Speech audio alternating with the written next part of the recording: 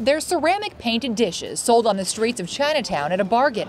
But this kind of tableware made outside the U.S. could be serving up a dose of poison.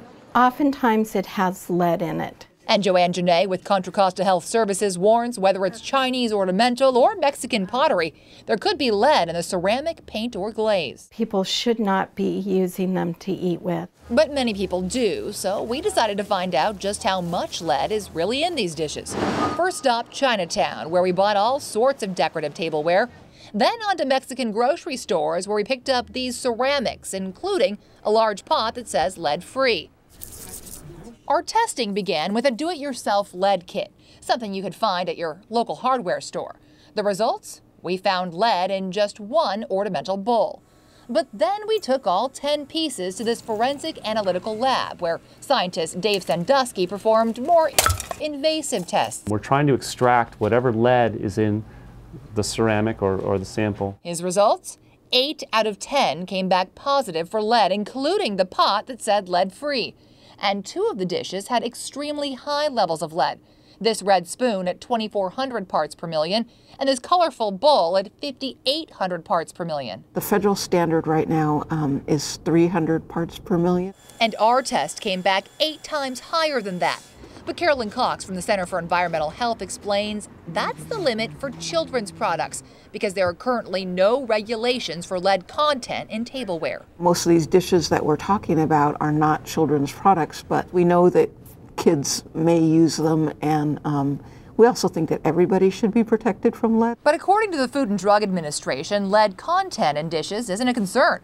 They do, however, regulate how much lead can leach into your food. The FDA standard, less than 3 parts per million. Our red spoon leached 280 parts per million. Now, the FDA won't comment on our test, but we have filed a formal complaint which it will investigate. And the Center for Environmental Health in Oakland will test your dishes for free if you have any concerns. For more information, we've posted links on our website. And remember, if you have a consumer problem, give us a call. 888-5HELPS-YOU. And if you think you have anything, don't donate it to a secondhand store. No, if you find something with lead in it, you want to destroy it, throw it away. But obviously, do more than those at-home tests because what we did, we found that they didn't necessarily come back with the same results that our professional tested. Better safe. All right, Julie, thanks. Last month, our Consumer Watch investigation found high levels of lead in some ceramic dishes and pottery sold throughout the Bay Area. Because of that report, the FDA is now taking action to clear some of those items off the store shelves. On the Consumer Watch, Julie Watts has a follow-up. Julie? Yeah, in this case, the FDA was actually one step behind us, visiting some of the same stores, testing some of the same products, and getting some of the same results. They're made in China, sold in San Francisco, and now some of these dishes are heading to landfills. After a Consumer Watch investigation found alarmingly high levels of lead leaching from a ceramic spoon purchased at this shop in Chinatown, the FDA conducted its own investigation. Made in China. The agency purchased 29 pieces of dishware from the same store and found unsafe levels of lead leaching from 10 of them. All pieces similar to these with intricate textured designs made with lead-based glaze. You do need to be concerned when you're using it day in, day out.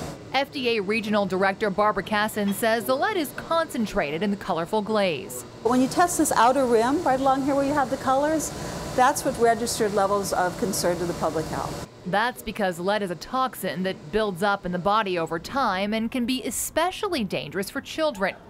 The FDA says the owner did comply with the agency's demands to destroy the remaining stock, but that's not the only place we found lead. Our tests also uncovered high levels of lead content inside several pieces we purchased in Chinatown and at a Mexican pottery store in San Jose.